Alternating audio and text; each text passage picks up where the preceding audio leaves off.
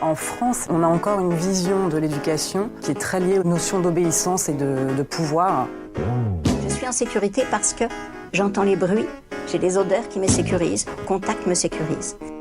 Tu viens jouer avec moi? Ça remet en cause évidemment l'éducation qu'on a reçue. Voilà, alors on fait pas ces sacrifices pour toi. Donc en fait, il faut poser un autre regard sur l'enfant, si je comprends bien. Ouais, d'accord. Mais dans la pratique, moi, je suis complètement perdue. Quelles sont les préoccupations d'un enfant? Pikachu reste à la maison avec Doudou. Mais t'as jamais le temps. Eh oh, je suis là, j'existe. La culture de la punition, c'est le terreau de la maltraitance. Nous aussi, on a des droits. Ici, sur Horizontal, nous sommes persuadés que nous devons changer notre regard sur les enfants et leur redonner la place qu'ils méritent dans la société. Oui, mais comment faire quand on a si peu de modèles de posture à hauteur d'enfants autour de nous et que nos réflexes et nos référentiels ne sont pas toujours alignés avec nos intentions de parents ou de professionnels au contact d'enfants?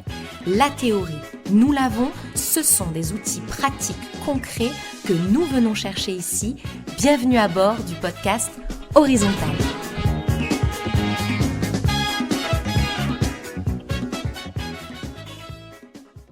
Bonjour Fanny. Bonjour Charlène, merci pour l'invitation. Mais merci à toi d'avoir accepté de discuter avec moi sur ce nouveau podcast. Je suis vraiment très contente qu'on puisse entendre ta voix. Je te l'avais dit quand on s'était contacté. Tu es une des premières personnes que j'ai entendu parler d'éducation sous un autre angle, en fait.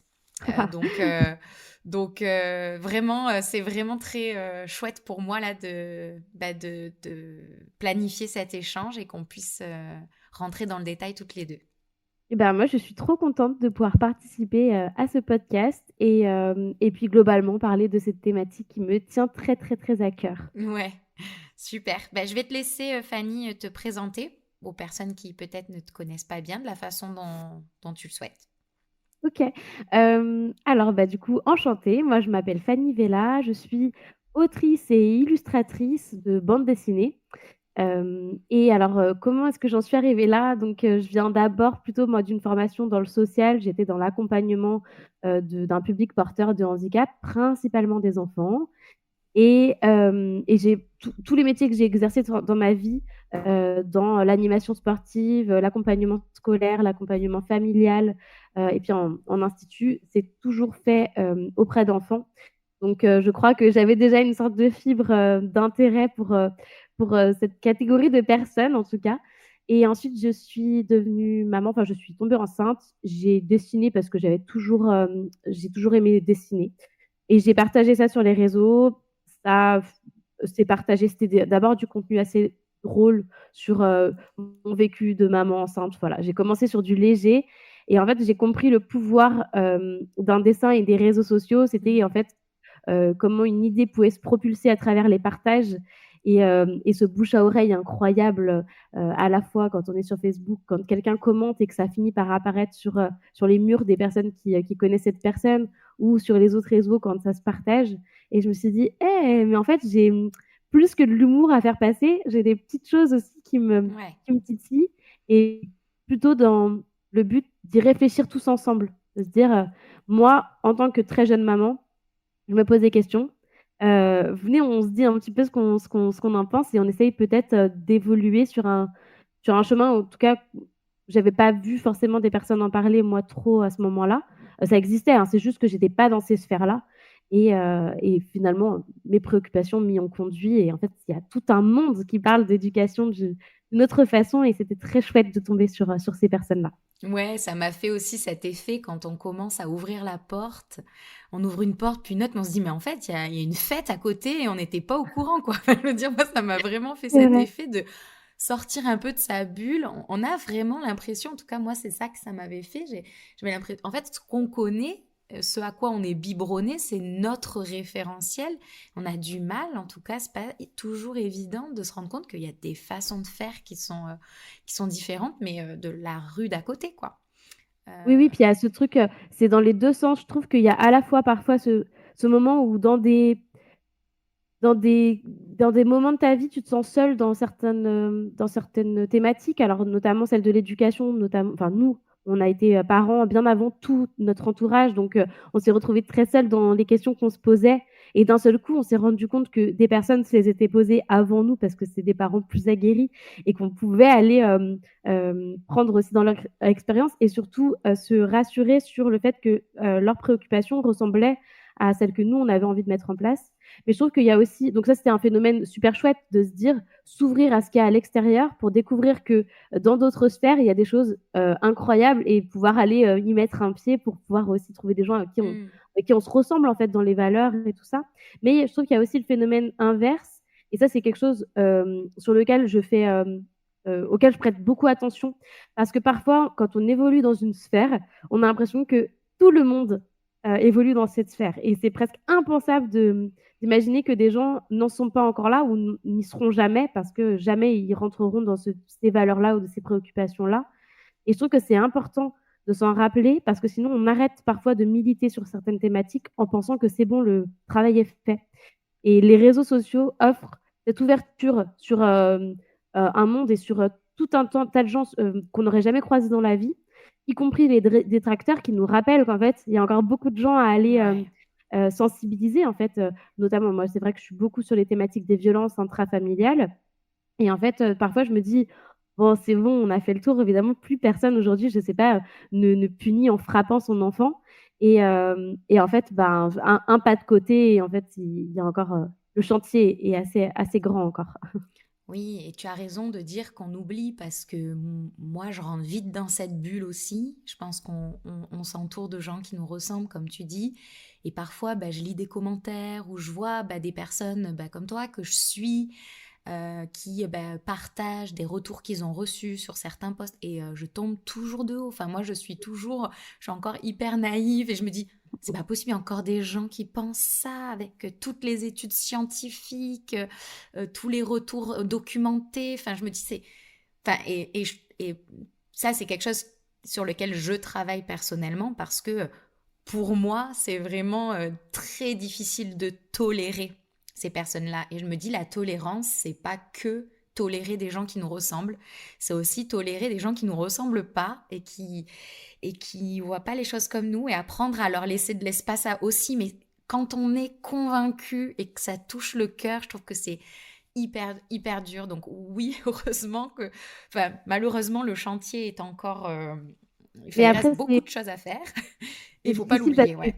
Ouais, non, c'est ça. Puis en plus, il faut aussi. Enfin, moi, j'essaie de garder plein d'empathie parce que c'est le truc que j'ai le plus développé moi à travers notamment mon travail en tant que maman, c'est-à-dire quelle maman je veux être, mais aussi à travers le travail de sensibilisation, l'empathie qu'on développe envers les enfants, mais du coup envers tout le monde. Et je me dis, on n'a pas tous le temps, les ressources et les capacités même parfois intellectuelle ou même d'intérêt à se pencher sur, tu vois, tu parlais de recherche et tout ça.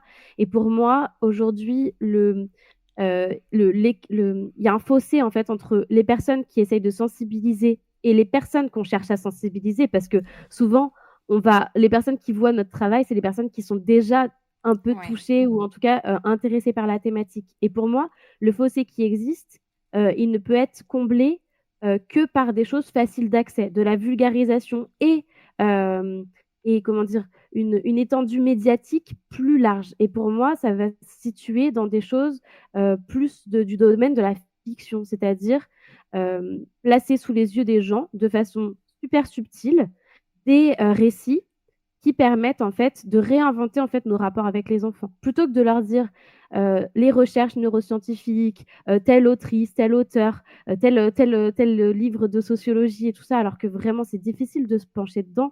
Avant d'être passionné, il faut d'abord mettre un pas dedans et un pied dedans. C'est pas forcément facile. Alors que si on amène les gens sur cette thématique sans même qu'ils s'en rendent compte, parce que sous leurs yeux, on va leur présenter de plus en plus de livres, de séries, de films, de publicités même, qui vont présenter des rapports entre les parents et les enfants, qui vont être vraiment scindés autour de l'empathie et complètement dénués des humiliations, des rapports de force qu'on a l'habitude de voir. Et moi, depuis que j'ai compris ça, bon, je me dis le chantier est trop énorme parce qu'il faut aller toucher des instances et des moyens financiers qu'on n'a pas nous parce que, ça va toucher, à la production de films, au niveau des éditeurs et cetera. Bon, moi, j'ai un mini pied dedans parce que je fais des livres aussi et c'est ce que j'essaye de faire, petit à petit, page après page.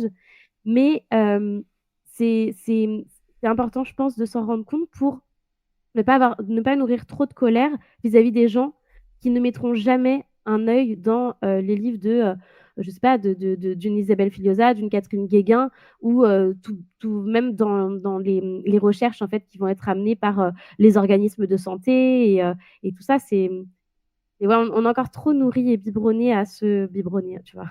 À ces trucs à ces fictions, en fait, qui ont nourri un peu notre imaginaire et notre façon de nous comporter les uns avec les autres. Mais oui, c'est ce que dit Marion Querc, c'est toute une société qui doit prendre ce virage. On peut difficilement le faire tout seul.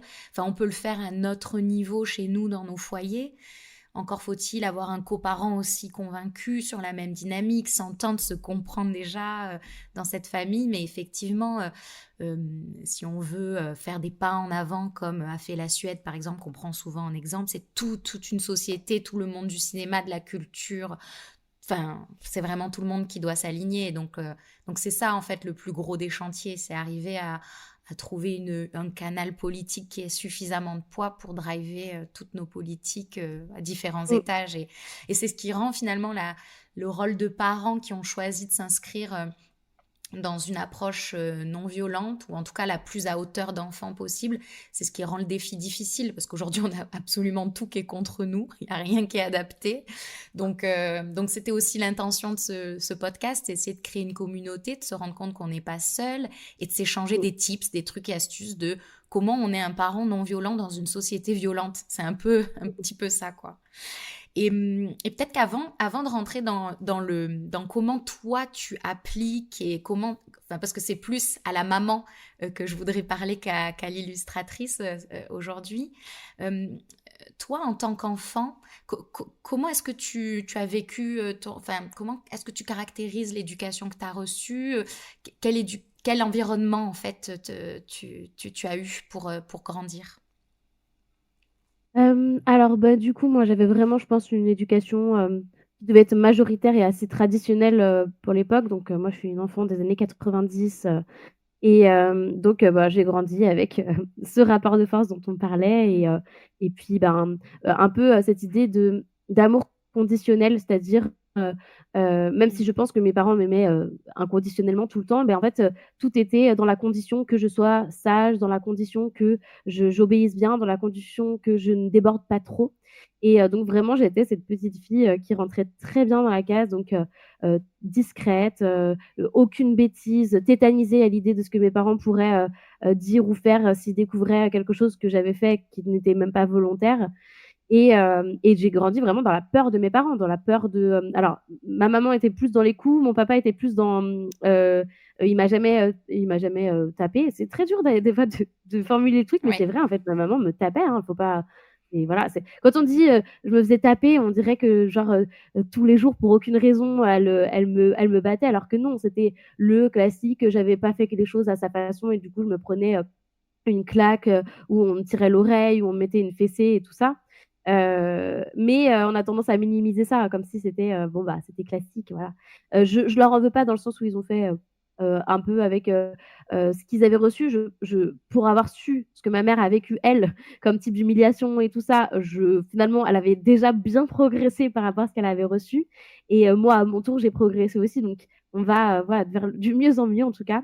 Mais oui, je me rappelle avoir grandi vraiment dans cette peur et je me rappelle que mon père, lui, j'avais peur de le décevoir parce que ses mots, parfois, étaient plus durs, tu sais, c'était ce truc de, «Qu'est-ce qu'on a raté avec toi?» Des trucs qui sont pas, tu vois, ça frappe pas aussi fort qu'une baffe, mais ça reste plus longtemps, tu vois? Ouais, Et je tu m'as comprends. déçu, enfin, tu vois, des trucs où, bah, en tout cas, moi, ça me faisait plus peur presque, que me prendre, des coups.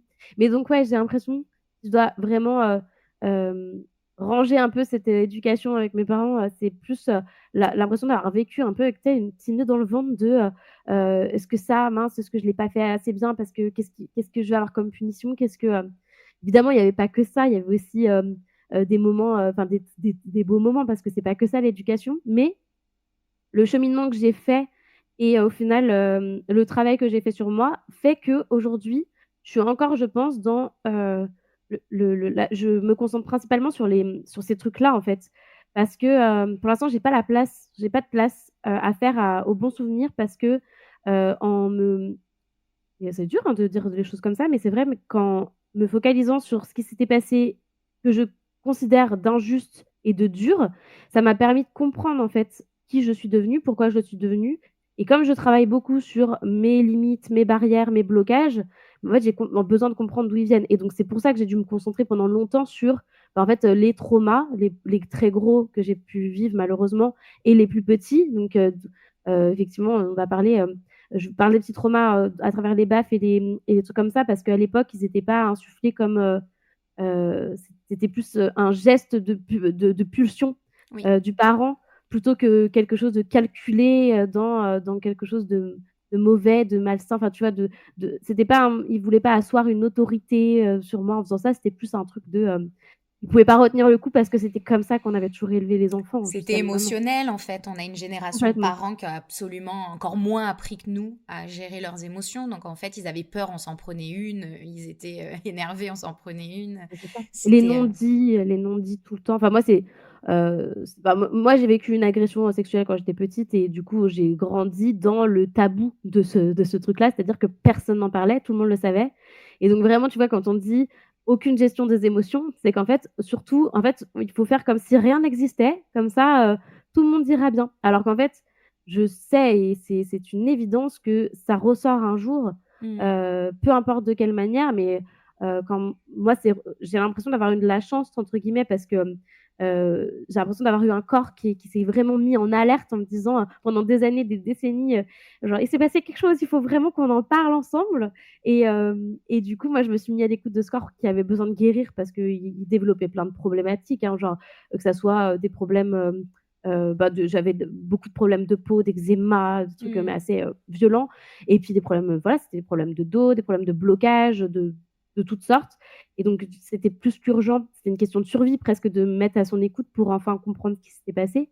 Mais moi, je vois des gens, autour de moi qui, vieillissent avec, ce truc, tu sais, ils prennent sur leurs épaules et puis un jour, ils peuvent plus bouger parce qu'en fait, tout ce qu'ils ont pris sur leurs épaules les a, immobilisés Mm. et parce que l'incapacité, l'impossibilité de se confronter à ses émotions, à ses ressentis, il y a pas le temps pour ça, quoi et Ouais. je me dis: «Mais quel dommage, quel temps perdu, quoi». Mm. Ok, ok. Et donc, finalement, quand tu deviens maman pour la première fois, c'est assez évident pour toi de laisser cette approche impulsive de côté ou comment t'en es arrivé à faire le choix d'une éducation non violente? Enfin, quelque part, je comprends que tu as bien identifié les empreintes de cette éducation sur toi et que tu travailles encore aujourd'hui à comprendre d'où viennent ces blocages, hein, tu l'as dit. Mmh. C'est vrai que j'aime bien souvent poser cette question de est-ce qu'on en ressent des empreintes? Ça peut être aussi positif. J'ai grandi dans une certaine liberté. Aujourd'hui, j'ai hyper confiance en moi. Bon, malheureusement, pour l'instant, j'ai pas encore rencontré de gens qui me disaient ça, mais c'est souvent, oui, je me rends compte que j'ai un vase percé et j'ai pas d'estime pour moi et j'ai beau essayer de chercher la reconnaissance, je la prends pas. Donc ouais, je comprends que toi, tu les vois, ces empreintes-là, dans ta vie d'adulte et que tu essayes de les comprendre pour les maîtriser. Et du coup, voilà, comment t'as cheminé pour dire, cette valise, je la laisse sur le bord de la route, celle-là, je la prends avec moi. Ah oui, oui. En plus, moi, quand même, je sais qu'en plus, j'ai vraiment quelque chose, moi, c'est l'inverse de ma famille, c'est-à-dire, j'ai besoin d'exprimer les choses et autant dans, les choses que j'ai pu reprocher, mais aussi dans la reconnaissance. J'ai beaucoup de reconnaissance sur, des choses et j'ai besoin de les exprimer aussi et moi, par exemple, ma famille, ils ont été très, très valorisants avec moi toute ma vie. C'est-à-dire, ils m'ont toujours valorisée, que ça soit, du coup physiquement, intellectuellement, dans mon art aussi. C'est-à-dire que j'ai toujours eu l'impression que en gros, rien n'était impossible parce qu'on m'a toujours, dit qu'en fait, j'en avais la possibilité. Et ça, je Chouette. pense que, tu vois, ça a nourri aussi, cette part, je pense, un peu de culot que je peux avoir, c'est-à-dire, me dire, toute ma vie assez culottée. C'est-à-dire que moi, j'ai fait un enfant alors que j'avais un job, très peu rémunérateur et que mon chéri était, au chômage. On a acheté un appartement alors qu'il y avait que moi qui travaillais et que je suis autrice. Donc c'est quand même pas le truc qui fait le plus rêver les banquiers et qu'on n'avait pas un rond de côté, même pas d'avance à apporter. Et puis en fait, je suis assez, je saute un peu dans le vide dans plein d'expériences, plein d'expérimentations professionnelles, même des choses où beaucoup de gens qui sont beaucoup plus organisés, beaucoup plus, tu sais, ce truc de la vie où tu te dis, tu fais ça quand toi, tu as réussi à avoir ça, quand tu as réussi à mettre ça de côté, etc. Moi, j'ai pas du tout ce truc-là. Et ça, c'est parce que je pense qu'on m'a donné cette confiance qu'en fait, en gros, tout allait bien se passer. Moi, je sais mon père me disait tout le temps, de toute façon, Fanny, elle s'en sortira tout le temps. Et du coup, moi, ça m'a vachement donné ces ailes-là de me dire, en fait, quand quelque chose me plaît plus, et ben, je vais chercher ce qu'il y a de mieux parce qu'en fait, apparemment, je peux le faire, quoi. On me l'a dit. Ouais. Donc, il y a aussi, c'est important de le souligner. Si aujourd'hui, je me sens aussi libre, alors que dans ma famille, euh, les choses que j'ai à reprocher à des personnes, ces personnes-là sont toujours en vie. Tu vois, c'est des gens qui sont à même d'écouter ce podcast, qui sont à même. Et tu vois, je me dis, j'ai comme la possibilité de m'exprimer là-dessus. Tu vois, et j'ai pas peur des répercussions parce que je me sens dans mon droit. Et ça, c'est aussi grâce à ce qu'ils m'ont inculqué d'une certaine façon. Donc, genre, ils ont façonné la personne qui allait finir par leur reprocher tout ça, tu sais. Mais il n'y a jamais tout à jeter et tout à garder. Enfin, je veux Non, dire, bien sûr. quand on dit que l'environnement était pas toujours le plus safe et le plus sécurisant, ça ne veut pas dire que tous les jours l'été. C'est ça. Il y a plein de choses positives et bien sûr, il faut nuancer. Mais je trouve que c'est aussi ce qui est pas si évident. C'est quand c'est ambigu et que c'est comme ça, bah oui, mais non, non, mais oui, tu vois, genre, je me suis pas toujours sentie en sécurité et pourtant, elle a toujours été là. Enfin, tu vois, c'est ce qui rend le déformatage parfois un petit peu plus complexe que de dire mes parents ne m'aimaient pas, ne me parlaient pas, me violentaient, je ferme la porte, je les vois plus, ils disparaissent de ma vie. Je dis pas que c'est plus facile, hein, mais quelque part le problème est identifié, tu vois. Alors que quand c'est un petit peu caché entre les lignes, occasionnel, c'est encore, je trouve que c'est plus difficile à venir détricoter tout ça et comprendre pourquoi je me sens en difficulté là, pourquoi c'est difficile ça. Donc, Oui, ouais. puis en plus, nos parents, je pense, je veux pas faire de généralité, mais on nous a beaucoup appris à montrer de la reconnaissance vis-à-vis de nos parents. Tu sais, ces phrases qu'on entend toujours, genre avec tout ce que j'ai fait pour toi, Ouais. et vous êtes ingrat et compagnie. Et ben en fait, mine de rien, tu grandis avec un peu la culpabilité d'avoir du ressentiment envers tes parents. Et en plus, il y a toujours ce truc où, alors moi, j'ai pas eu ça, et je me dis limite heureusement. Mais par exemple, moi, mes parents, ils m'ont pas payé mes études. Ils m'ont pas payé un appartement quand ils m'ont pas, tu vois, même mon permis, au final, c'est mes jobs d'été qui me l'ont payé. Et du coup, je me dis, si en plus tes parents t'ont payé tout ça, tu dois avoir en plus la reconnaissance de te dire, mais en plus, ils m'ont tout payé, tout ça. Et alors qu'en fait, il y a des enfants qui grandissent presque sans la présence de leurs parents, sans presque l'amour de leurs parents, mais avec des parents qui les pourrigâtent. Et du coup, ça doit être dur de se plaindre parce que du coup, tu dois te dire: «Oui, mais en même temps, ils m'ont tout donné». Mais en fait, non, c'est pas vrai parce qu'en fait, tout donner, c'est pas donner de l'argent et donner, du confort, et enfin, tout donner, parfois, ça va tenir dans, donner de son temps quand on as pas, donner de sa patience quand on a moins, donner de ses excuses. Tu vois, c'est pas facile de s'excuser en tant qu'adulte parce qu'on ne les a pas trop vus, nous, les adultes, s'excuser quand nous, on était plus jeunes. Et je trouve que c'est pas facile de se plaindre de ça, surtout qu'on a toujours ce truc de se dire: «Oh mais c'est pire ailleurs», tu vois? Il y a toujours des gens, moi je me rappelle, avoir commencé mon travail, thérapeutique en m'excusant presque de prendre la place de quelqu'un d'autre, en me disant: «Non mais désolée parce que je suis sûre qu'il y a des gens qui ont tellement plus de vrais problèmes». Ouais. Tu vois? Et du coup, tu te dis, et puis en fait, tu te retrouves face à quelqu'un qui t'explique que ce que tu as, ce sont des vrais problèmes. Et en plus, peu importe en fait, finalement, sur quelle échelle il pourrait être rangé dans l'échelle des problèmes, en fait, si toi tu en souffres, c'est un problème, tu vois? Et il y a des gens qui Exactement. encaissent beaucoup plus, d'autres moins. Enfin, après, j'aime pas dire qui encaissent, mais disons qu'on réagit pas tous de la même façon aux problèmes, aux traumas et tout ça. Et je trouve que c'est important de se demander et de reprocher les choses, et le mieux, c'est même pouvoir en discuter. Moi, j'ai pu en discuter.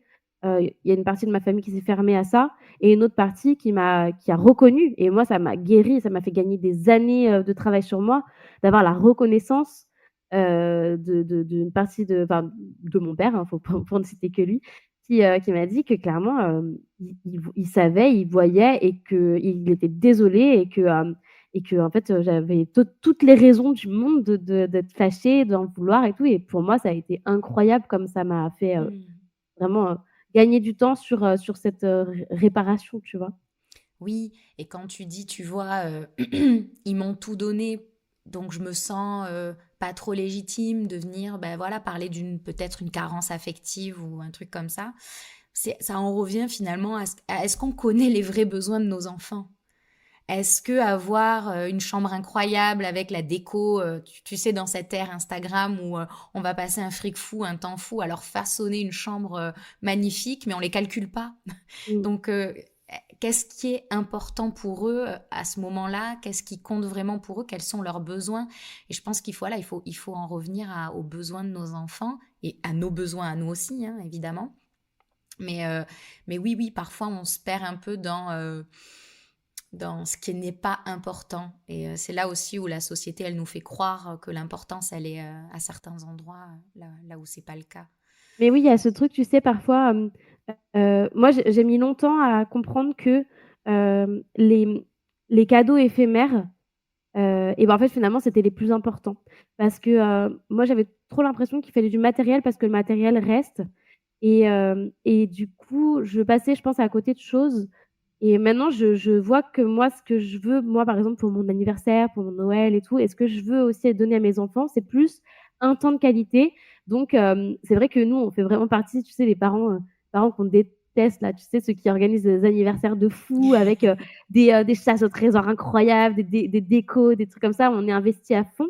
Mais alors déjà parce que nous 2, tous les 2 avec mon chéri, on adore faire ça, donc c'est pas, voilà, c'est pas difficile pour nous de le mettre en place, mais aussi parce qu'on a vu que notre fille, d'année en année, je parle que d'elle parce elle est grande par rapport à mon fils qui est encore, un peu petit, mais d'année en année, elle nous parle tout le temps de ses anniversaires. C'est des trucs qui sont gravés, c'est des trucs, même ses amis en parlent et on se dit au final presque les cadeaux matériels qu'on a pu lui offrir, je sais même pas si elle s'en rappelle alors que ces souvenirs-là, ça reste et nous, on a instauré un truc, c'est que chaque année, on part un week-end en famille, donc tous les 4. On va visiter une ville en France et ça, au début, j'avais du mal parce que, bon, nous, on n'a pas des très grands moyens financiers et du coup, j'avais toujours peur de me dire: «Mais cet argent-là, est-ce qu'on pourrait pas le mettre plutôt dans du matériel plutôt que, un truc qui restera?» Tu vois? Je sais pas, se racheter une machine à laver ou ce genre de truc, tu Mmh. vois? Et en fait, depuis qu'on a fait ce truc-là, donc là, ça va être la 3e année qu'on va le faire. En fait, je me rends compte que ces moments-là, mais je n'avais pas estimé à quel point ils nourrissaient la relation qu'on a tous les 4 et les souvenirs et vraiment c'est j'ai aucun souci à sortir ma carte pour aller acheter les billets de train, les machins, parce que je sais ce que je vais nous offrir, d'une façon, dans le temps, en fait, vraiment. Ouais. Ouais, ça c'est je pense que si j'ai un conseil, j'aime pas donner des conseils, mais franchement donner, des expériences, tu sais même les trucs, tu peux participer à un cours, pour apprendre, je sais pas, à faire des macarons, des trucs comme ça avec ton enfant, avec Mmh. ta mère, avec ta meilleure amie et tout, mais ça reste quoi, c'est les plus beaux cadeaux. Mais oui, et puis je trouve que moi, quand je réfléchis à mon enfance, enfin, les souvenirs, enfin, comment on se rend vraiment compte que nos parents nous aiment, c'est en se souvenant qu'ils ont pris le temps un jour Ouais. de, ne serait-ce que discuter avec nous, nous demander si on Ouais. a passé une bonne journée. Et on se souvient pas qu'ils nous avaient acheté ci ou ça. En fait, en tant qu'enfant, c'est pas ça qui remplit le cœur. Et effectivement, ça revient à ce que tu disais, c'est que parfois on avait la maison parfaite, la voiture parfaite, la chambre parfaite, mais on avait le cœur vide parce Mmh. on nous demandait pas comment on avait passé notre journée, on s'intéressait pas à qui on était vraiment et on n'avait pas ce temps de qualité avec nos parents où on se rend compte qu'ils prennent du temps pour nous, qu'ils aiment passer du temps avec nous. En Ouais. fait, c'est aussi beaucoup comme ça qu'on dit à ces enfants qu'on les aime et qu'on remplit leur vase affectif, clairement. clairement. Et Donc, tu développes aussi, tu peux développer des passions à ton enfant, je veux dire, dans le plaisir que toi-même tu éprouves à partager quelque chose avec lui. Par exemple, si, dès que ton enfant, je sais pas, ton enfant, il a une appétence pour, les jeux de ballon, par exemple, mais si toi, à chaque fois que tu tapes la balle avec lui, tu souffles, ton enfant, il va associer le jeu du ballon à quelque chose de saoulant, d'ennuyant. Pareil, moi, je m'étais toujours dit: «Jamais je ne lirai un livre à mes enfants si je n'en ai pas la patience ou si je suis en train de regarder, tu sais, à moitié, ma montre, mon téléphone ou quoi». Parce qu'ils vont associer, le temps de lecture à quelque chose qu'on essaie de vite terminer. Et je me dis tous ces trucs-là, quand tu prends le temps de faire quelque chose, moi, j'ai un souvenir de ma mère qui m'avait appris à faire, des petits, en perles, elle m'avait appris à faire des petits personnages, des petits crocodiles en perles et je me rappelle ce moment où elle était heureuse de faire ce truc-là parce que ma maman, elle adore les activités manuelles et moi, j'étais, et genre, elle a développé ce truc où j'adore les activités manuelles et je sais que c'est elle qui a développé ce truc-là parce que je la voyais tellement intéressée, tellement passionnée. D'ailleurs, elle a jamais développé autant de patience avec moi que quand elle m'apprenait à faire ces petits trucs tout minutieux, tout délicats et cetera et je sais qu'en fait, tout ça, c'est ce qui va développer chez nos enfants, et ben, en fait, du coup, leur future passion parce que ça aura pas été des moments bâclés, en fait effectivement, c'est des moments qui se gravent et quand on réfléchit et qu'on se dit: «J'ai peu de souvenirs, mais ceux que j'ai, c'est effectivement un moment où particulièrement mon père m'a regardé ce jour-là et j'ai vu qu'il a vu quelque chose en moi» ou ce moment où j'ai senti que ma maman, elle avait pris du temps, et enfin, c'est évidemment ce qui se grave éternellement, quoi. clairement. Et avec ton chéri, vous êtes, alignés là-dessus? Il a fallu qu'il chemine aussi? Il a fallu que tu le convainques? Enfin, comment ça s'est, passé entre vous dans votre choix, quand vous êtes devenus parents tous les 2? Ça c'est fait mais hyper, naturellement. Alors, pour le coup, en plus, j'ai l'impression qu'on vient vraiment de 2 milieux familiaux assez similaires. Mmh. Hem, pour le enfin, vraiment, on a fait les mêmes les mêmes travails, de fond, de chacun du côté de nos familles pour essayer d'amener un petit peu, les amener sur notre terrain-là avec nos enfants et en fait, ça s'est fait assez naturellement. C'est-à-dire que, comme on discute beaucoup, moi, c'est vrai que j'étais toute seule sur ce chemin, sur ce cheminement et en lui partageant ce truc-là, en fait, il les a appliqués. Mais c'est aussi le truc un peu d'exemple, c'est-à-dire que, bon, bah, malheureusement, un peu comme, dans toutes les familles, et à cause de ces congés, bah, du coup, parentaux qui sont un peu compliqués, au début, c'est moi qui me suis occupée, principalement de notre 1er enfant, toute seule et du coup, lui, quand il rentrait le soir, il avait un peu ce truc du papa, tu sais, c'est un peu triste ce moment où, bah, en fait, il me demande, tu sais, genre: «Est-ce que là, je dois lui donner?» parce Mmh. qu'en fait, ils passent qu'une paire d'heures avec, leurs enfants, ces papas, à ce moment-là, donc c'est difficile. Tu sais, maintenant, avec le congé parental, paternité qui est de 28 jours.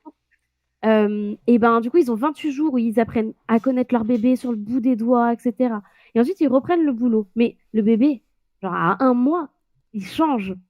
Il change jour après jour Bien et sûr. donc la maman ou le parent, enfin la personne qui s'en occupe toute la journée, découvre l'enfant et ses besoins et cetera et le père, il a beau avoir eu passé 28 jours avec, collé serré, quand il reprend le boulot, son bébé, il loupe, beaucoup de progrès et tout ça et forcément, il s'en réfère à la personne qui s'en est occupée la journée en disant: «Mais quand il pleure comme ça, c'est à cause de quoi?» et cetera. Mmh. Donc nous, c'était aussi ce schéma-là et donc il me posait la question.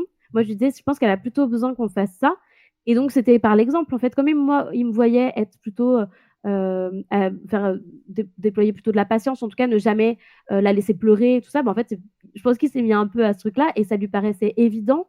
Moi, j'avais très peur à un moment donné parce qu'elle a fait, on a fait un peu de cododo au début et ensuite, bah, on s'est dit: «Bah, là, il faut qu'on la mette enfin, il faut qu'on mette son lit dans sa chambre comme tous les bébés», tu sais? Mmh. Parce que c'est comme ça à la télé, c'est comme ça, et en fait, on l'a fait et c'était horrible et moi, je restais assise à côté du lit, pendant une partie de la nuit parce que elle faisait que pleurer, elle était au bout et à un moment donné, moi, je suis allée le voir et au lieu de lui dire: «Qu'est-ce que tu en penses?» et tout, j'étais tellement sûre qu'il serait pas aligné avec moi là-dessus parce qu'à l'époque, en plus, le cododo, ça passait un peu pour, sais, un maternage un peu de hippie, quoi, tu vois? Carrément. Et un peu de parents, tu sais, qui laxistes, tu sais, genre, ah, ils ont cédé au cododo. Et en fait, je suis allée le voir en lui disant, «Alors, je t'explique, ou elle redort avec nous ou moi je m'installe avec elle dans la chambre». Il m'a dit: «Non, mais moi, ça me va très bien qu'elle dorme avec nous, en fait». J'étais là: «Ah bon? OK». Et en fait, il était, aligné avec moi en disant: «Mais en fait, je suis trop d'accord que là, ça va pas du tout. Enfin, on peut décemment pas continuer comme ça pour elle, pour nous». Donc et en fait, elle a fait 3 ans de cododo et puis son petit frère, c'est le même chemin. Donc et ça c'est super. Il y a vraiment pas de problème, c'est parfait pour nous. Et voilà, mais pour dire, il cheminait pareil et moi je me rendais pas compte qu'il cheminait pareil au point où quand je lui disais des trucs, il était là: «Oui, bah, alors là, pour moi, c'est évident, il y a pas de problème, on est complètement alignés». Et après, je pense qu'on est vraiment sur, enfin, on est totalement sur la même longueur d'onde parce que parfois je le reprends sur des trucs et il me dit: «Oui, c'est vrai, je m'en suis rendu compte après» et tout ça. Et puis on se donne pas mal le bâton, tu sais, de patience. C'est-à-dire qu'il y a des moments où on se dit: «Non mais là, je sais que ma patience, elle est trop entamée et je pense que je pourrais commencer à être pas le parent que je voudrais». Et du coup, il y en a c'est l'autre qui prend sur lui pour, voilà, et on se donne un peu le bâton de relais. Bah oui, Genre: «Ce soir, super. c'est moi qui ai le droit de d'être à bout et toi, tu dois déployer des trésors de patience là». Bah, d'où l'importance d'être une équipe et tous les parents solos, je leur tire mon chapeau régulièrement parce que je me dis là j'ai besoin de relais Parents et solo ou c'est les parents avec, un seul des parents investis ou avec, parce que exactement, j'en reçois exactement. des témoignages de mamans, hein, c'est vrai principalement, qui sont un peu désespérées parce que le conjoint, s'oppose, fermement au maternage proximal, ou ou répond un peu plus, aux suggestions ou aux conseils, des grands-parents et tout ça, qui, tu sais, il faut laisser pleurer les enfants et cetera. Et des mamans qui sont au bout parce qu'elles veulent appliquer des trucs et elles y arrivent pas parce qu'en face, elles se retrouvent à devoir cacher, tu vois? Enfin, je me dis: «Mais». Et c'est pour ça que des fois, c'est dur de témoigner parce que je me dis: «Je sais que je suis privilégiée en un sens parce que j'ai cette facilité, d'être avec quelqu'un avec qui, ça se passe extrêmement bien, qui est très, très, très investi, très présent et très aligné avec moi sur les valeurs, Mmh. éducatives qu'on a voulu mettre, dans notre famille, quoi». Non, mais c'est clair que ça aide. Et justement, quand tu parles de pouvoir se repasser un petit peu le bâton de patience, est-ce que tu peux partager avec nous des situations ou une difficulté, ce qui te challenge, toi, en tant que maman, dans ta posture à hauteur d'enfant? Mmh. Quand est-ce que tu as l'impression que là, tu perds un peu ce positionnement et que c'est difficile pour toi de continuer à faire de la place aux besoins de tes enfants? Ben, après, bon, déjà, on a tous nos atypies, tu vois? Ça va être, je sais pas, moi, par exemple, j'ai des trucs avec le son, enfin, comme beaucoup, hein, où, tu sais, et mon conjoint a a le même truc, donc c'est problématique, on peut pas se reposer l'un sur l'autre là-dessus. Mais, à un moment donné, ça devient c'est une forme d'hypersensibilité, hein, au son, tu vois? Et du coup, un enfant qui va beaucoup pleurer, ça, c'est vraiment, bah, de toute façon, je pense qu'on est tous soumis à la même difficulté.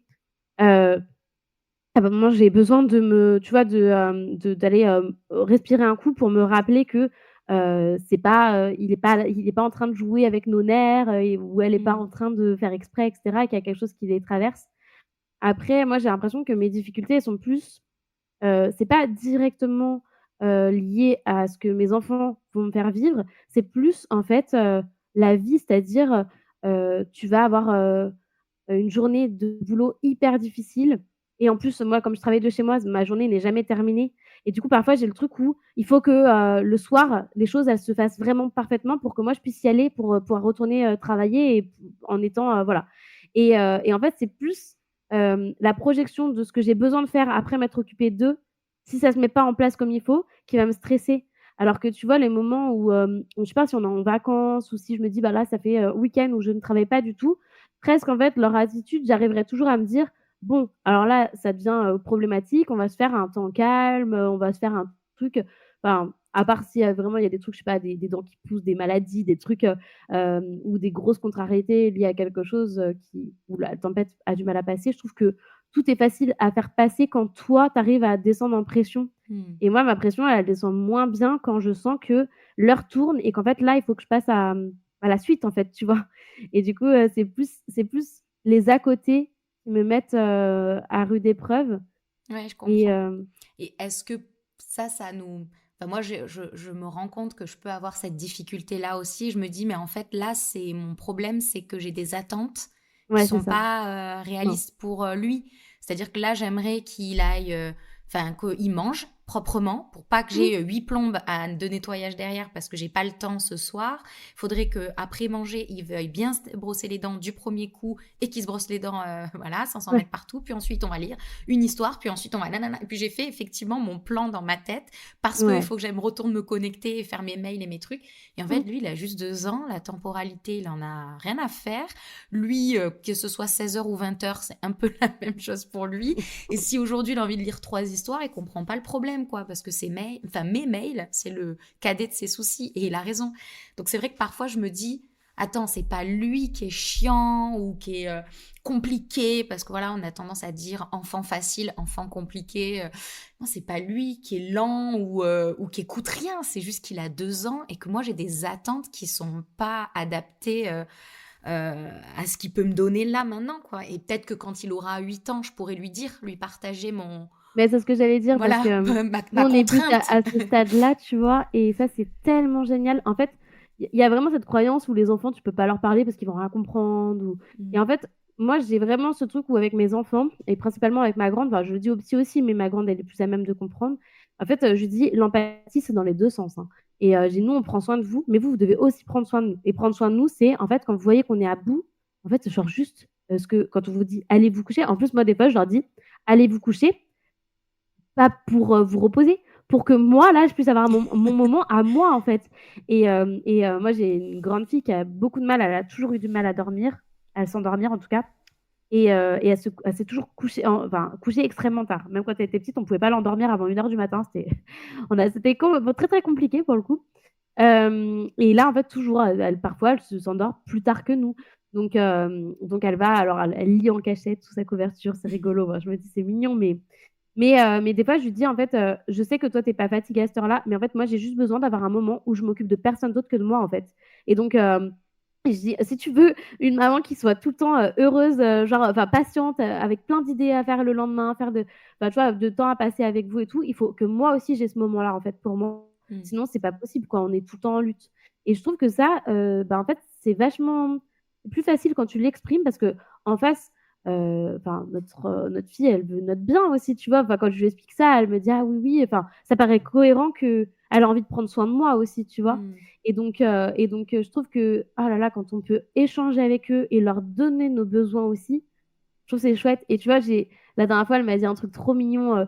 Elle ressortait encore de sa chambre, parce qu'elle sort beaucoup de sa chambre. Elle a toujours 1000 trucs à faire hors de sa chambre, évidemment, le soir, au moment où elle La est censée to-do dormir. list incroyable de l'enfant Ah oui, qui doit aller se incroyable. coucher. Et Elle est là, pire que vraiment, la genre, nôtre.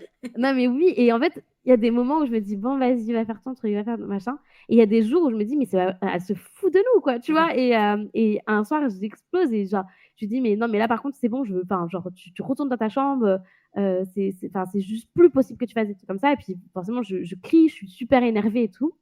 Et comme je fais tout le temps, quand je m'énerve, c'est qu'après je vais la revoir et je lui réexplique, plus calmement, en lui expliquant, «J'aurais pas dû crier, mais par contre, voilà mon besoin et en fait, ce que tu as fait là, moi, ça voilà pourquoi ça me fait ressentir ça». Et en fait, elle me dit: «Je savais que tu allais revenir». Elle me dit: «Parce que toi, et ben, en fait, tu t'excuses tout le temps». Et du coup, elle me dit: «Et moi, ça me fait du bien parce qu'en fait, je sais que ça veut dire que quand tu es énervée, bah, tu continues de m'aimer quand même et tout ça». Et je me suis dit: Ah. «Ah, mais c'est trop beau» parce que, pour moi, c'était une évidence, mais elle l'a formulé quand même comme si elle avait besoin vraiment de se le dire, tu vois? Et notre petit, il a toujours ce truc où quand on est énervé, il nous demande si on l'aime, tu vois? Il dit, «Toi pas content? Tu m'aimes?» Et du coup, je lui dis: «Oui, même quand on est énervé contre vous, on vous aime tout le temps». Et en fait, c'est facile de discuter avec eux. Alors bon, c'est plus dur quand moi, mon fils, il a 2 ans et demi, donc des fois, tu te dis: «Bon, je lui parle», mais en même temps, j'ai l'impression que 2 secondes après, bah, sa tempête, elle existe toujours et que voilà. Mais en fait, ça apporte ses fruits, hein.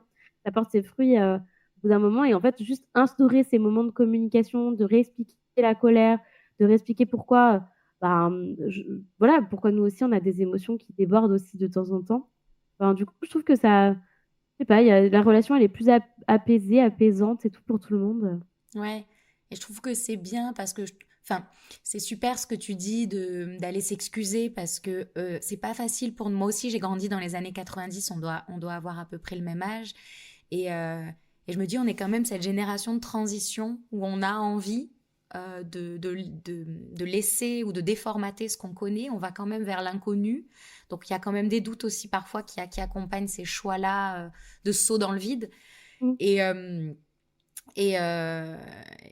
donc, il ne faut pas s'en vouloir quand on craque, quand on crie, parce que là, on était submergés. On est aussi en apprentissage de gérer nos émotions.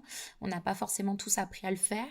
Et donc, du coup, se dire, enfin, moi, ça m'a beaucoup apporté comme un parachute de sécurité de me dire, bon, j'ai craqué, mais je vais retourner lui dire, et je le dis, hein, mon fils, il est un peu plus petit que le tien, mais je lui dis que j'ai crié, maman criait, ça fait peur, oui.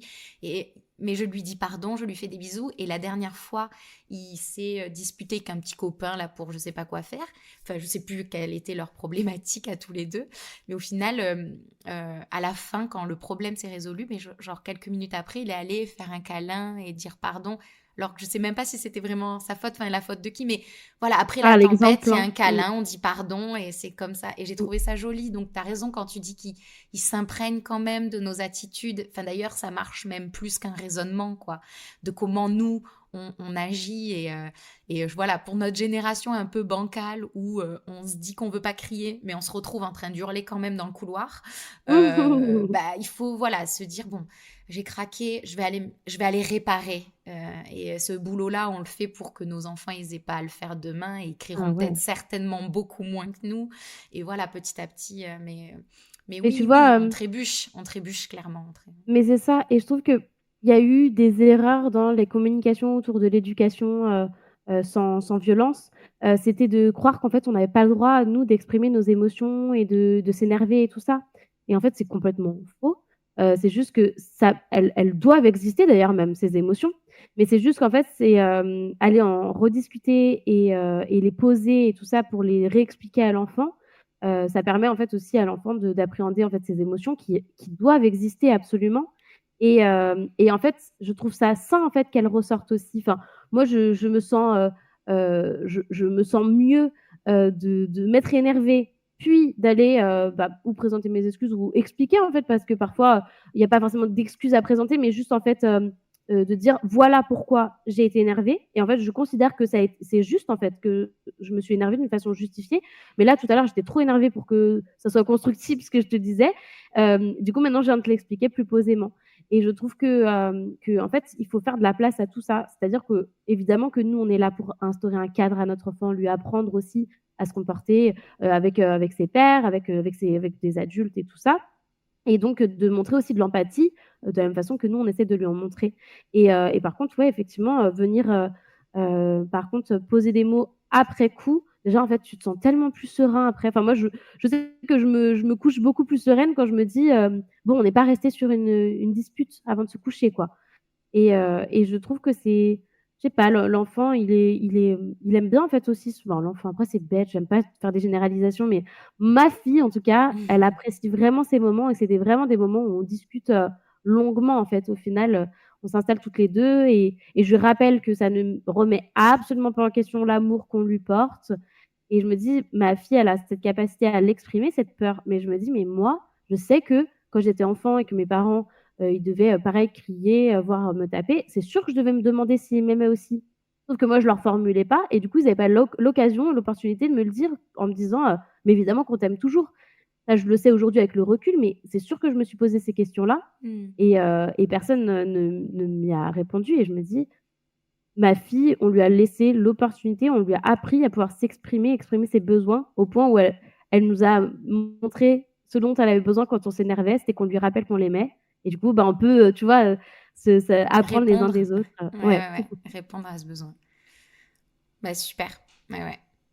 Et du coup, si on pense à ces parents qui essayent de s'inscrire dans cette dynamique, qu'est-ce qui pour toi est essentiel à avoir en tête pour pour essayer de maximiser sa posture à hauteur d'enfant, de faire de la place aux besoins de nos enfants et sortir un peu de cette verticalité que souhaiterait la société. Encore aujourd'hui, j'ai lu hier un post sur Stop VO qui m'a pas fait plaisir, donc il y a encore beaucoup de choses qui se disent très verticales sur les radios.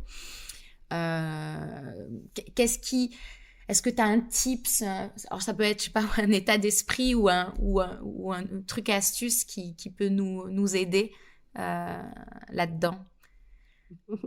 Après, moi, j'ai vraiment, à travers à la fois mon travail et puis le travail que je fais, moi, dans mes livres et le travail que j'ai fait sur moi, il y a vraiment eu cette reconnexion à l'enfant que j'étais et en fait, j'ai presque, si je dois imaginer ça d'une façon un peu jolie, c'est comme si elle était à côté de moi, cet enfant qui avait écrit dans son journal intime, «Je ne serai jamais, la même, maman que celle que j'ai et le même papa» et tout ça et comme s'il y avait une promesse, tu sais, qui avait été faite et qu'elle était là pour vérifier que cette promesse, elle est tenue, tu vois?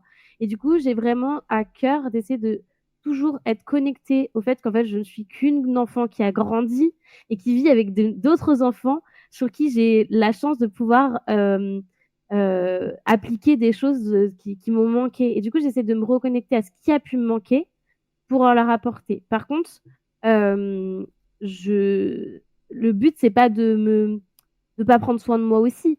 Donc en fait, dans mon besoin d'apporter de l'empathie à mes enfants, et ben, j'apprends aussi à m'en apporter à moi. C'est-à-dire qu'en fait, cet enfant, elle est à la fois là pour vérifier que je fais bien comme il faut, mais elle est presque là aussi pour que je puisse, prendre soin d'elle aussi et en fait, prendre soin de l'enfant que j'étais, c'est du coup prendre soin de moi et prendre soin de moi, c'est attendre que les autres, ils montrent aussi de l'empathie envers moi. Donc du coup, j'ai le droit d'exploser, d'être en colère et de crier et tout ça. Ma limite, c'est vraiment, les mots. Par exemple, nous, c'est interdit, on n'a pas le droit de dire, «Tu es méchante», tout ça. On peut dire, «Ce que tu as fait là, c'est méchant», mais on n'a pas le droit de dire: «Tu es méchante, tu es vilain, tu es, machin». De la même façon qu'on n'a pas le droit de se dire à soi-même: «Oh, je suis trop bête», tout ça. Tout le monde se reprend dans la famille. Donc on essaie de nourrir quelque chose dans les mots et dans les paroles et c'est hyper important. Hem mais pas de coups. Enfin, pour moi, c'est juste, mais voilà, je pense que pendant au début de ma parentalité, j'ai dû, je pense, travailler sur il faudra jamais que je tape mes enfants parce que ça a été une banalité quand j'étais jeune et je ne veux jamais que ça devienne une habitude quand moi je serai maman. Aujourd'hui, ça me paraît impensable. Je n'arrive même pas à imaginer lever la main sur un de mes enfants. Mais il y a eu, un travail, tu vois, un cheminement et donc par contre après tout le reste et ben, en fait je suis, moi aussi je suis une enfant un peu plus grande et moi aussi je déborde et du coup, bah, en fait on a la place pour toutes les émotions tant qu'après on peut verbaliser et voilà et de reconnaître quand on a peut-être un peu exagéré et cetera. Mais moi j'essaie d'être aussi douce avec moi-même que je suis avec mes enfants, c'est-à-dire que mes enfants ils débordent parce que petit cerveau en construction et que voilà et ben, moi aussi je déborde et c'est OK. Oui, Donc on est des être parents en construction toute notre vie, donc mais c'est ça. Tu sais, on a passé ce moment où quand tu es jeune, tu crois qu'être adulte, c'est tout maîtriser et puis un jour, tu t'es passé à la table des adultes et tu te dis: «Bah, en fait, ils sont tous en galère comme, comme» Ah en mais fait, c'est être ça adulte, être adulte? Ah d'accord. c'est prétendre. Tu sais, tu prétends être adulte. Genre l'administration, bien sûr, j'ai tout compris. Mais tu vois, il y a tous ces trucs et je me dis: «Bah, c'est cool de se rappeler de ça et de se dire, bah, voilà, genre aujourd'hui, c'est juste que moi, je dois prendre soin d'eux et genre je dois leur pardonner beaucoup plus que je me pardonne à moi-même». Mais mais en tout cas, c'est ouais, c'est important d'avoir, comme tu dis, il y a cette mise à hauteur de l'enfant de la merveilleuse, incroyable Marion Cuyère que j'adore et qui est peut-être une des personnes que je préfère écouter et lire dans le milieu. Ah ouais, moi aussi. Si je pouvais Et avoir un la poster de Marion, je mettrais la dans plus impactante, pour moi dans sa façon de présenter les choses.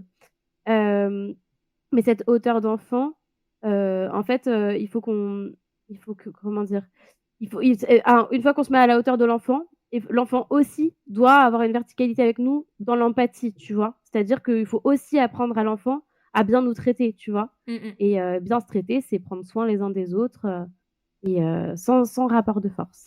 Oui, en fait, je retiens 2 choses. Il y a effectivement, bah, donc cette notion c'est pour ça, hein, que je pense que, les auditeurs, et auditrices que j'espère qu'ils nous écouteront, vont l'entendre souvent, mais moi, ce que j'entendais par horizontalité quand j'ai appelé mon podcast horizontal, c'est vraiment mettre les besoins des enfants pas en dessous, ni au-dessus, à la même hauteur que les nôtres, et relever le challenge de faire coopérer ces besoins qui sont complètement différents. Donc, effectivement, ne pas oublier ces besoins quand on parle de ceux de nos enfants. Ils ont autant d'importance, en fait, que les leurs. Et j'entends, c'est un joli conseil, je trouve, de se dire que, ok, on est super content, on a fondé notre famille, on est un père responsable, on est une mère responsable, alors on est des working women, on est des mecs en place, on a notre maison, il y en a qui sont propriétaires, il y en a qui ont la belle voiture. Bon, ok, super.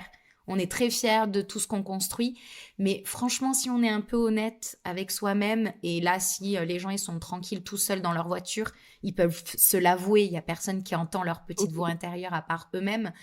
Le petit enfant en nous, il n'est pas très très loin, on le ressent tous, vraiment. Et il y a peut-être une sensibilité que la société a nourrie chez la femme, et le pas, il est peut-être moins difficile à faire, et on se connecte souvent à cet enfant, même si on le reconnaît et on veut pas tout entendre de ce qu'il a à nous dire. Moi, j'invite tous les papas à aller se connecter aux petits garçons qu'ils ont été, à se souvenir de comment ils ont ressenti les choses, et pas avoir peur, en fait, de cette sensibilité qui peut remonter. Et effectivement, en fait, c'est une jolie façon de se dire. En fait, comme dit Marion, on l'aura fait parler aujourd'hui, c'est que on est des adultes, on n'est pas des enfants. Et il y a que les enfants qui peuvent parler au nom des enfants, il y a que les adultes qui peuvent parler au nom des adultes. Mais finalement, bien qu'il faille aller s'intéresser à nos enfants pour que ce soit eux qui verbalisent un maximum ce qu'ils ressentent, on est passé par ce chemin-là, et il nous reste des choses en nous. Donc, le pas vers eux, il est quand même plus facile à faire pour nous que eux, un pas vers nous, parce que le monde des adultes, ils ne le connaissent pas encore. Nous, on a été des enfants, et on s'en souvient quand même un petit peu de ce que ça fait. On sait l'impact qu'a l'enfance sur l'adulte qu'on est devenu aussi, et du coup, c'est pour ça, prendre soin. Par contre, il y a le droit à l'erreur. Alors, quand je dis ça, j'ai pas envie d'encourager les gens à faire n'importe quoi non plus, mais il y a le droit à l'erreur, sachant que même quand on a vécu des trucs très, très difficiles, tu sais, on parlait d'amour inconditionnel au tout début. Amour conditionnel, amour inconditionnel. L'enfant aime son parent inconditionnellement et pardonne à son parent très facilement. Et du coup, en fait, rien n'est jamais irrattrapable. Donc, quand avec moi qui fais une thérapie passé 30 ans, et bah, du coup, est capable d'enrichir un chemin de pardon vers ma famille, etc.,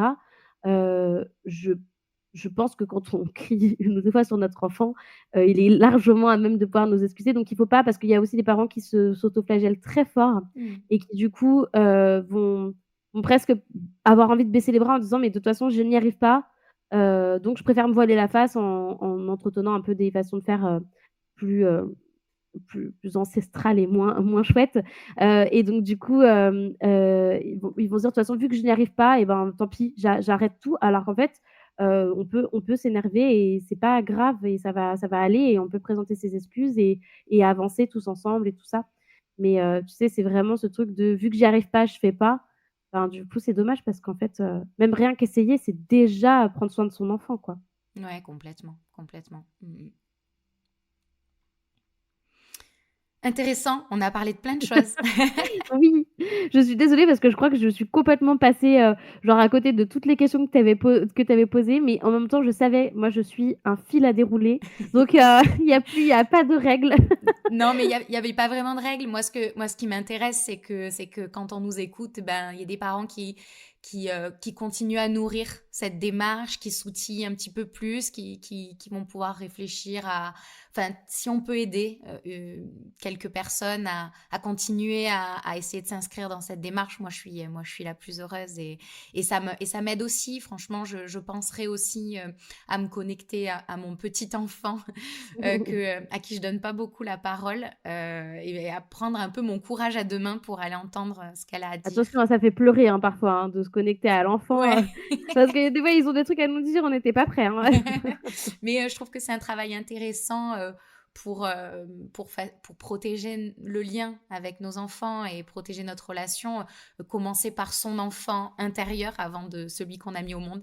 Je trouve ça intéressant aussi et c'est assez horizontal comme approche, donc ça me parle beaucoup. Merci Fanny. En fait, on a plein d'enfants à élever, ceux qu'on fait et celui qu'on a été. Ouais, ça fait je vais faire un dessin là-dessus, c'est trop bien. Yes.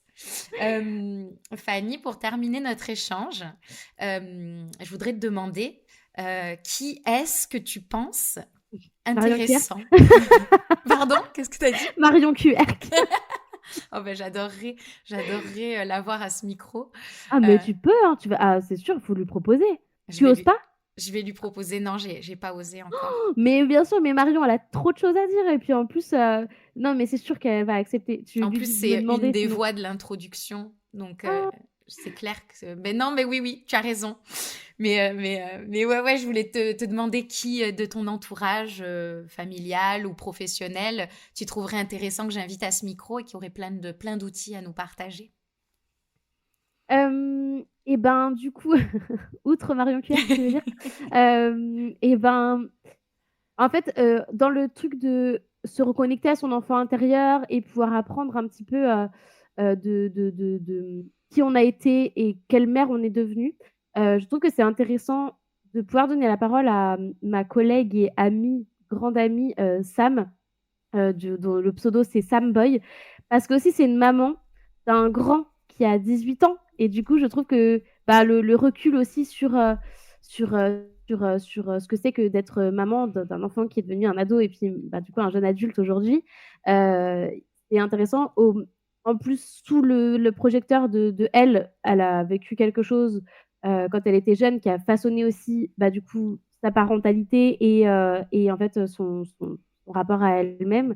Je trouve que c'est intéressant parce qu'en fait, c'est une nana qui est la symbolique même de la résilience. Et je trouve que la résilience, c'est une des thématiques les plus importantes dans notre rôle de parent.